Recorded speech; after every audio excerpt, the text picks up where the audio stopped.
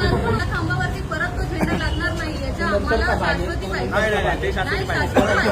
नंतर म्हणजे मग ते आता तुम्ही पण पळ काढताय. तो कट करणार ना डायरेक्ट, तो याचं कुठे कट करणार आहे तो काम. कशाला कट करायचं? कशासाठी तो आपला 25 वर्षापासून झेंडा फडकतोय. झेंडा 25 वर्षापासून फडकतोय. किती वर्ष झाले फडकतोय झेंडा? म्हणजे कोणी का असेना, कोणी का असेना. मग असं आहे का की बीजेपीचा, मग असं आहे का की बीजेपीचा का झेंडा फडकवतोय का तिथे? फडकतो, तिरंगात फडकतोय.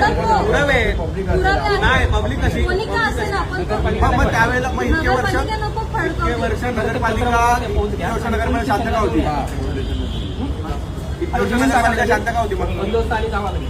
इतक्या वर्ष नगरपालिकेने परवानगी का दिली मग त्यांना? कुठे नगरपालिकेचं पण चूक आहे ना. परवानगी नाही दिली नगरपालिकेने. मग त्यांची एवढी हिंमत कशी काय झाली एवढे वर्ष राष्ट्रध्वज फडकवण्याची?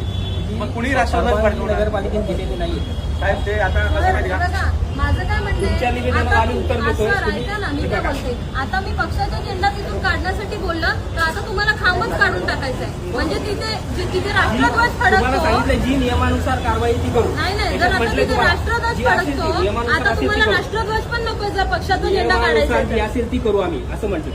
तिथं जी नियमानुसार असेल ती. मी तर आंदोलन मागे नाही गेलं. ठीक आहे, पत्र नाही घेतलं तुम्ही? पत्र नाही घ्यायचा बघा, सवाल पत्राचा नाहीये. बाबा काय आहे ते आम्हाला मला सांगा. म्हणायचं आहे, पत्र घेणार का नाही? तुमच्या अर्जाला उत्तर घेणार का नाही तेवढं सांगा. पत्र घ्यायचं नाही असा सवाल नाहीये. घ्या ना. माझं हे म्हणणं आहे, तुम्ही आता बोलता खांबच काढून टाकायचं. जी नियमानुसार असेल ती कारवाई करू. नियम कुठे होतो?